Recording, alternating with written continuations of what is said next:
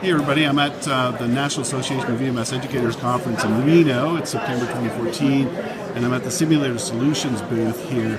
And this company builds ambulance simulators for paramedic labs, and this is Todd from Simulator Solutions. So Todd, tell me first of all about the basic simulation unit and its construction and what's in it. And sure. So we have three different classes of models. We've got classroom models, which are mostly what you see here in terms of the video, so all indoors. Right. We've got our outdoor models, which are come in module only, and then also in full vehicle.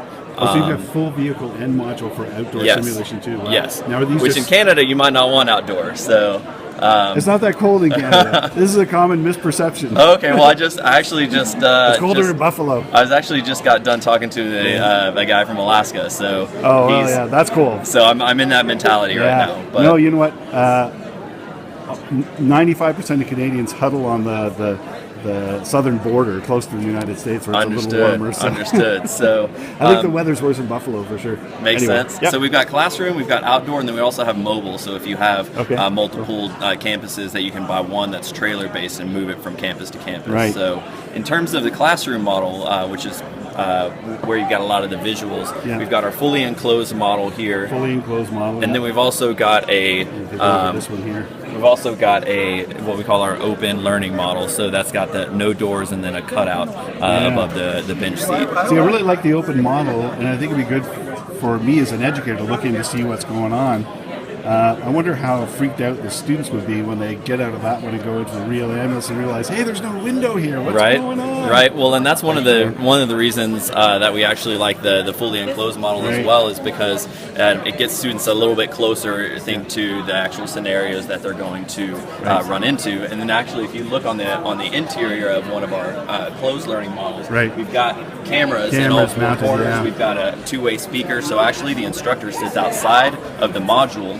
At an instructor control panel, has a screen where you can see into the unit through all four cameras and be able to communicate back and forth with the students. And those cameras, so there's those cameras will link up to any old laptop, so that. So what we do, we actually run it through a DVR, so that way you can record it and then use the recordings and debrief afterwards. Okay, so you include the hardware with that. Now, is that required or is that optional? That's optional. We've got some programs that already have their own sim labs, and so we actually can just plug in our cameras into the existing labs. Yeah. The nice thing actually about everything that we do, because we learned really early on that no two programs actually want the same thing. Right. And so because of that, we do all of our simulators custom built to order. Yeah. So that way, if you want 4 cameras in the corner, you can do that. If you want 3, one on each side and one over the airway, you can do that. And all of that is completely optional, so that way you're only paying for what you need.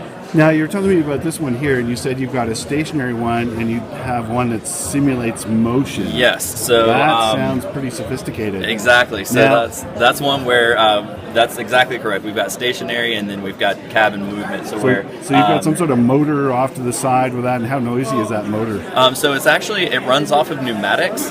So we actually have an air compressor, and and they're fairly noisy sometimes. The compressor can be a little noisy at times when it's on. We have a couple of different solutions for that. First is some of our customers actually really enjoy the noise that goes along with it, because it to a degree simulates engine noise. Right.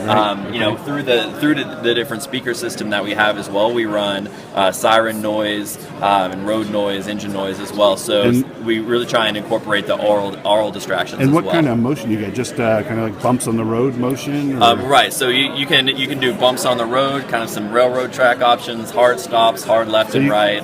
So you can have your ampules sitting loose and go over some railway tracks and watch them shatter. Or you can have someone with pancreatitis, or and you go over a pothole and they're screaming in pain. Wait until your students are right in the middle of intubating and then hit a hard stop. We try and just get you as close to the real thing as you can. And then you've got trachea, esophagus, and some new hole.